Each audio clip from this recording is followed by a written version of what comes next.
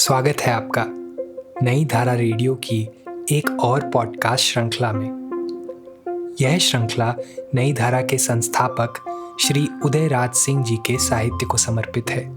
उदयराज जी के इस जन्मशती वर्ष में हम उनकी अमूल्य साहित्यिक धरोहर आप तक लेकर आ रहे हैं इस पॉडकास्ट के माध्यम से। सुनना न भूलें नई धारा रेडियो पर। आइए सुनते हैं संस्मरण। अपनी बुआ की बात नहीं मानोगी बहू। हिंदी की महान कवयित्री श्रीमती महादेवी वर्मा से मेरी पहली मुलाकात सन 42 में इलाहाबाद में हुई थी, जब मैं उन्हें अपनी प्रथम पुस्तक नवतारा कहानी संग्रह भेंट करने गया था। तब तक महादेवी जी अपनी ख्याति के उच्चतम शिखर पर पहुंच चुकी थीं और उन दिनों आप प्रयाग महिला विद्यापीठ की प्राचार्या के पद पर सुशोभित थी। विद्यापीठ के ही प्रांगण में मैं उनके दर्शन करने गया था। मेरे साथ मेरे शिक्षक श्री जानकी सहाय भी वहां गए थे। यूं तो जानकी बाबू सूर्यपुरा स्कूल में ही अंग्रेजी के शिक्षक थे, मगर इलाहाबाद से उनका पुराना संबंध है और वो अक्सर वहां जाते हैं। जानकी बाबू उर्दू के अच्छे शायर हैं और हिंदी की महान कवयित्री से मिलने की उनकी इच्छा बहुत पुरानी थी। आज जब उन्हें ये सुअवसर मिला तो मेरे साथ जाने को झट तैयार हो गए। निर्धारित समय पर हम विद्यापीठ के प्रांगण में पहुंच गए। उनके कमरे के बाहर हमारा स्वागत उनकी एक काली दाई और एक काली बिल्ली ने किया। उर्दू शायरी की नाजुक अदाई में शराबोर जानकी बाबू के मन को एक गहरी ठेस लगी। कला और सौंदर्य शास्त्र के उस महान कलाकार के घर में सौंदर्य की ऐसी अवहेलना को देखकर वो भिन्न ना उठे। शिवाजी, आप हमें यहां कहां उठा लाए? भला हिंदी साहित्य में सुंदरता की, रूप की यही गति होती है? कहां मैं नाजुक ख्याली की खोज में यहां आया था और कहां आपने दो काली बदसूरत शक्लों से मेरी मुठभेड़ करा दी। तो मैंने टोका, जानकी बाबू, आज आप फिर उसी रंग और रूप में उलझ गए। आवरण की बाकी तिरछी अदा पर तो आप रीझते हैं, मगर इस चिलमन की ओट से जो सौंदर्य, जो लावण्य झांक रहा है, उस तक आप पहुंच नहीं पाते। जो शाश्वत है, चिर नवीन है, चिर युवा, उसकी ओर तो आपकी दृष्टि जाती नहीं। बस जो कल मुरझा जाएगा, उसी में चिर नवीनता, चिर युवापन आप ढूंढ रहे हैं। महादेवी जी युग युगांत की कवयित्री हैं, सत्यम शिवम सुंदरम की उपासिका हैं। आपने उन्हें अभी पहचाना नहीं। देखी, बुलाहट आ गई। झट चलिए, पहले उनका आशीर्वाद ले लें, फिर आपसे बात होगी। हम झट अंदर चले गए। प्रणाम पाती के बाद मैंने अपना परिचय उन्हें दिया, जानकी बाबू से भी मिलवाया, पुस्तक की भेंट की और फिर काफी देर तक उनसे हमारी बातें होती रहीं। इसी बीच वो काली बिल्ली कई बार चक्कर लगा गई और वो परिचारिका चाय नाश्ता भी रख गई। कुछ देर उपरांत उनके चरण स्पर्श कर जब हम बाहर निकले तो जानकी बाबू को देखकर मुझे बड़ा आश्चर्य हुआ। तांगे पर बहुत देर तक खोए खोए से रहे। कुछ पूछने पर बस यही कहते। मैं अपने प्रश्न का सही उत्तर पा गया। शायद जानकी बाबू को एक महान कलाकार की सौंदर्य अनुभूति की छीनी झलक मिलने में देर न लगी और उस अतल तल की गहराई नापना उनके बूते की बात न थी। महादेवी जी के दर्शन फिर 10 वर्षों तक नहीं हुए।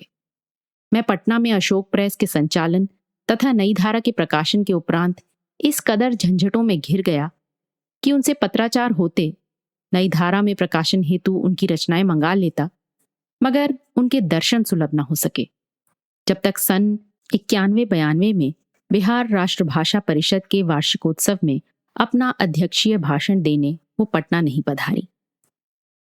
बिहार में वो शिव पूजन सहाय, बेनीपुरी तथा दिनकर का युग था और शिक्षा सचिव थे कला और साहित्य प्रेमी श्री जगदीश चंद्र माथुर।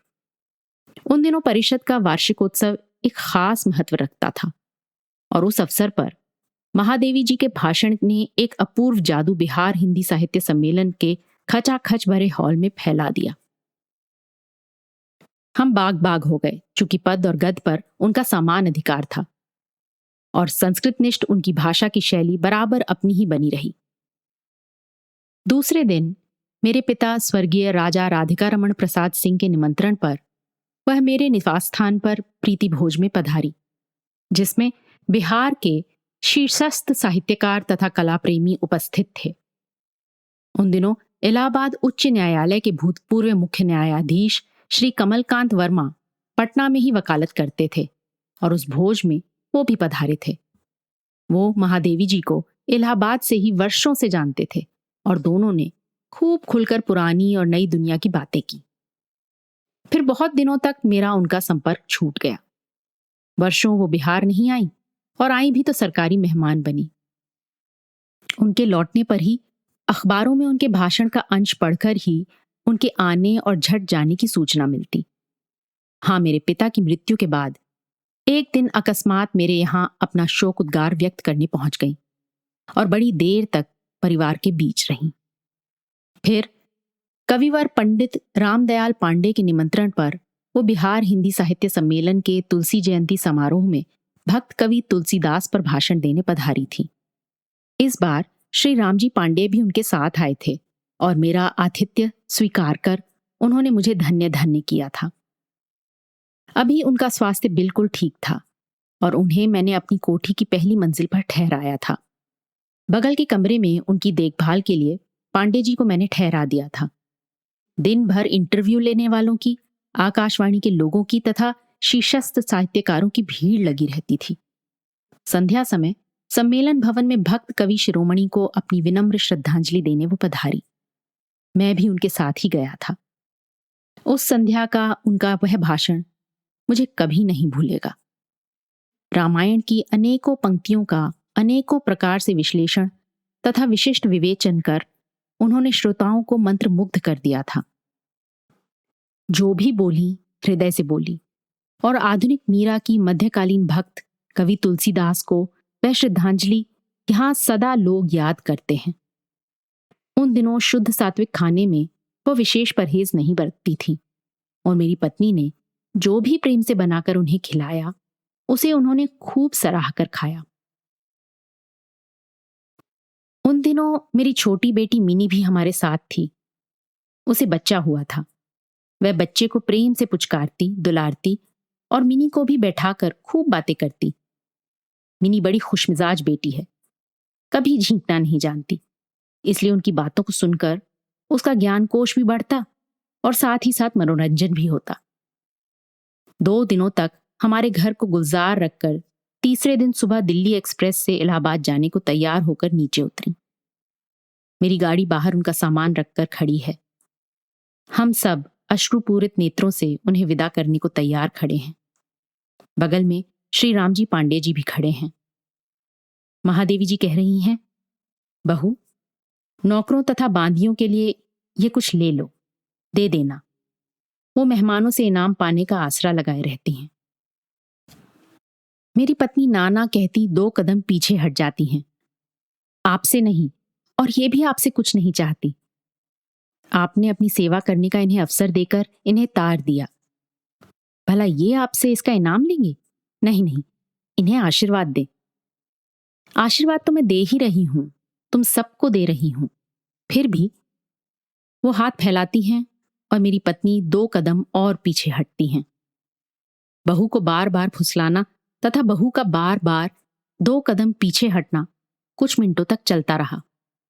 तो उन्होंने बड़े अनुनय विनय से कहा, क्या बहू, अपनी बुआ की इतनी भी बात नहीं मानोगी? इतना कहना था कि मेरी पत्नी ने कई कदम आगे बढ़कर उनके पैर छू लिए। मैंने भी अभिभूत हो उनके पैरों पर माथा रखकर उनका आशीर्वाद लिया और मिनी ने भी वैसा ही किया। फिर बुआ जी ने अपनी बहू की मुट्ठियों में 51 रुपए नौकरों के लिए थमा दिए और मिनी तथा उसके बच्चे के साथ फोटो खिंचवाया। उसमें मैं अपनी पत्नी के साथ पीछे खड़ा था। इस तरह उस बार महादेवी जी ने हमें रुलाकर इलाहाबाद से प्रस्थान किया। मेरे यहाँ अंतिम बार वो तब पधारी जब राजश्री टंडन जी तथा महाकवि सुब्रमण्यम भारती की जन्मशती बिहार हिंदी साहित्य सम्मेलन मना रहा था। आचार्य केसरी कुमार जी, वर्तमान अध्यक्ष बिहार हिंदी साहित्य सम्मेलन, तथा भाई शंकर दयाल सिंह जी, अब सांसद, ने मुझे सूचना दी कि महादेवी जी अब अस्वस्थ रहती हैं और उन्हें हमारे ही यहाँ ठहराने का निर्णय लिया गया है। मैं तो बड़ा उपकृत हुआ। एक बार फिर अपनी बुआ जी की सेवा करने का मुझे महान दुर्लभ सौभाग्य मिला। संध्या समय केसरी जी ने अपनी गाड़ी से महादेवी जी तथा राम जी पांडे को स्टेशन से उतारकर उन्हें हमारे निवास स्थान पर पहुंचा दिया। महादेवी जी के चरण छूकर जब मैंने उनके चेहरे को देखा तो सन्न रह गया। अब बहुत थकी थकी सी दिखी, मुरझाया चेहरा, उस पर रक्तचाप के चिन्ह तथा शरीर में भी उसकी ध्वंसात्मक क्रीड़ा के निशान। मैंने उन्हें झट ही 4 कदम के बाद ही अतिथि कमरे के पलंग पर लेटाकर कूलर चला दिया। उन दिनों पटना में भयंकर गर्मी पड़ रही थी, जिसकी वजह से भी उनकी काया क्लांत हो गई थी। पांडे जी ने उनका सामान खोलकर उनके कमरे में सिलसिलेवार लगा दिया और स्वयं अपने पुराने कमरे में पहली मंजिल पर अपने सामान के साथ चले गए। मेरी पत्नी पीने का ठंडा जल लेकर वहां झट पहुंची और महादेवी जी के चरण स्पर्श कर उनकी बगल में बैठ गई। पांडे जी जब नीचे उतरे तो महादेवी जी की बीमारी का पूरा हाल मैंने जाना और पत्नी से कहा, जो परहेजी खाना महादेवी जी खाती हो वैसा ही खाना बनवाने का आदेश दे दो और एक परिचारिका बराबर उनके साथ रहे तथा उनकी देखभाल करे। गर्मी के प्रकोप से जब महादेवी जी उबरी तो फिर सामान्य हो गई और हम लोगों से बातें पहले की तरह करने लगी। केसरी जी और भाई शंकर जी थे ही। उनसे दूसरे दिन की सभा की भी चर्चा हुई और 2 दिनों के कार्यक्रम से भी उन्हें अवगत कराया गया। मेरी ये राय थी कि आज पूर्ण विश्राम कर दूसरे दिन सुबह से उन्हें मिलने वालों से मिलवाया जाए। खैरियत यही थी कि अब तक ये बात शहर में फैली नहीं थी कि महादेवी जी पटना में पहुंच गई हैं और हमारे निवास स्थान पर ठहरी हैं। दूसरे दिन से मिलने वालों का तांता लग गया। साहित्यकार और राजनेता, युवक युवतियां, आकाशवाणी के इंटरव्यू करता सभी जुट रहे हैं। उन्हें परेशान करते हैं, मगर अपने स्वभाव से लाचार थी वह, किसी को भी ना नहीं कहती। कोई उनकी पंक्तियों का सही अर्थ जानना चाहता है तो कोई उनसे अपनी संस्था में चंद मिनटों के लिए ही सही समय मांगता है। यह तो तड़के सुबह उठकर नित्य कर्म से निवृत्त हो झट हल्का कुछ नाश्ता लेकर तैयार हो गई थी, वरना उन्हें खाने को भी समय देने को कोई तैयार नहीं था। नहाने गईं तो अंदर से दरवाजा बंद कर अपने सभी कपड़े अपने हाथ से खींचकर बाहर लिए निकली। मेरी पत्नी ने खास हिदायत की थी अपनी परिचारिका से कि कपड़े उनसे लेकर खींचकर बाहर सूखने को फैला दे, मगर 3 दिन हमारे यहां वो रही, कभी ये मौका ही नहीं दिया उन्होंने उस बांदी को। मैंने जब पूछा कि अपने शरीर तथा हमारे प्रति ये अन्याय क्यों, तो बड़ी विनम्रता से उन्होंने कहा, बेटे, गांधी जी से बचपन से ही अपना काम करने की सीख लेकर मैं बड़ी हुई, जीने की कला बापू से ही सीखी। अब तो इस अस्वस्थता में भी वह प्रवृत्ति बनी की बनी है। मैं अवाक, वह दृढ़ निश्चयी। सभा स्थल में 2 शाम गई, ठीक समय पर पहुंची। उस ऊपर से नीचे तक भरे हुए हॉल में भयंकर उमस का सामना करती शुरू से अंत तक सभा नेत्री के आसन पर विराजमान रही। सभी के छोटे और लंबे भाषण सुनती, अपना भी भाषण पूरे जोश और खरोश से देती। उस समय उनका रोग भी महियसी महादेवी की कठोर दृढ़ता से डर कर दुबक जाता, मगर जब धन्यवाद ज्ञापन के उपरांत सभा विसर्जित होती और वो अपने कमरे में लौटती तो थककर चूर आती, सीधे पलंग पर लेटकर आंखें मूंद कर कूलर की हवा में गुमसुम पड़ी रहती। मुझे डर भी लगता कि इस अस्वस्थता में इन्हें बुलाना आयोजकों द्वारा उचित नहीं, इस तरह किसी दिन उनकी जान चली जाएगी। मगर जब थकान से उबर जाती तो फिर वही पुरानी सेवा की वृत्ति उन्हें धर दबोचती। देखा दूसरे दिन उमा बालेश्वर बाल पुस्तकालय में भी भाई जितेंद्र के साथ एक प्रोग्राम में चली गई, मगर इस बार उन्हें बहुत नजदीक से देखकर मैं बहुत डर गया था। हम लोग उन्हें आयोजनों में घसीट कर उनकी आयु को घटा रहे हैं। जब साथ बैठती तो दद्दा श्री मैथिली शरण गुप्त जी तथा निराला जी के अनेकों संस्मरण सुनाती। कैसे गुप्त जी स्लेट पर अपनी कविताएं लिखते, निराला जी ने कैसे उनके साथ सदा भाई का रिश्ता निभाया, रक्षाबंधन के दिन कैसे उनसे राखी बंधवाने पहुंच जाते। साहित्यकार संसद इलाहाबाद के वे दिन, वो लोग, जवाहर भाई से आत्मीयता, गांधी जी के आश्रम में बिताए हुए वे अमूल्य क्षण, मीरा से प्रेरणा लेकर बचपन से ही कैसे उनका गुनगुनाना और उनकी लेखनी से पद की टूटी फूटी पंक्तियों का फूट पड़ना इत्यादि। इस संस्मरण की छोटी काया में उन्हें अटाना आसान नहीं। मुझे भी आशीर्वाद दिया था, खूब लिखते रहो, पत्रिका भी निकालते रहो, मैं बहुत प्रसन्न हूं। फिर पिताजी पर उनकी चर्चा शुरू हुई। उन्होंने बहुत काम किया है, मगर उनकी पुस्तकें इलाहाबाद में नहीं मिलती हैं, तो मैंने उनकी ग्रंथावली उन्हें भेंट की। तो उन्होंने हर्षोल्लास से कहा, अच्छा किया तुमने मुझे इन्हें दे दिया, मैं इन्हें घर में अन्य पुस्तकों के साथ रख दूंगी। मेरे बाद भी लोग पढ़ेंगे मेरे विशाल पुस्तक संग्रह को। इसकी भी मैं व्यवस्था करने की सोच रही हूं, जहां से मेरी पुस्तकें भी प्रकाशित हों। पैसे के अभाव को किसी तरह दूर करना है मुझे। उत्तर प्रदेश का 1 लाख का भारतीय पुरस्कार का पैसा मैं उस ट्रस्ट में लगा दूंगी। मेरे बाद राम जी वहीं रहेगा, सब देखभाल करेगा। तब तक उन्हें ज्ञानपीठ पुरस्कार नहीं मिला था। यह अन्याय तो उसके ट्रस्टियों से हो गया है। खैर, उस भूल को देर सबेर उन्होंने दूर ही किया। मुझे जब इसकी सूचना अखबारों द्वारा मिली तो मैं बड़ा आश्वस्त हुआ। अब महादेवी जी के ट्रस्ट को कुछ लाभ ही होगा, और हुआ भी होगा अवश्य ही। इस बार फिर जब महादेवी जी हम सबको रुलाकर जाने लगी तो जी में वो उल्लास, वो हर्ष नहीं था, कहीं कोई भय बोल रहा था। अब देखो भेंट होती है या नहीं। और हुआ वही। यहां से जाने के बाद कुछ साल और जीवन जिया उन्होंने। एक बार वाराणसी में गिरने से उनका पैर भी टूट गया था, किसी अखबार में पढ़ा था। ज्ञानपीठ पुरस्कार भी मिला, मगर मेरे लिए तो वो अंतिम दर्शन था ही। फिर कोई सुअवसर मुझे मिलने का हाथ न लगा। एक दिन टीवी पर देखा वह निर्जीव अवस्था में फूलों से ढकी पृथ्वी पर पड़ी हैं, तो एक दिन वो सचमुच चली ही गई। छायावाद युग का आखिरी सितारा कहीं लुप्त हो गया।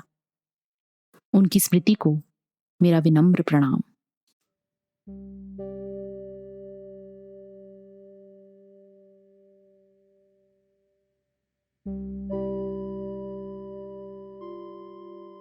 इस पॉडकास्ट को सुनने के लिए आपका धन्यवाद। हम आशा करते हैं कि हमारी ये प्रस्तुति आपको ज़रूर पसंद आई होगी। अन्य पॉडकास्ट्स, वीडियो इंटरव्यूज़ आदि के लिए नई धारा को सभी सोशल मीडिया प्लेटफॉर्म्स पर फॉलो करें। जल्द ही आपसे फिर मुलाकात होगी। धन्यवाद।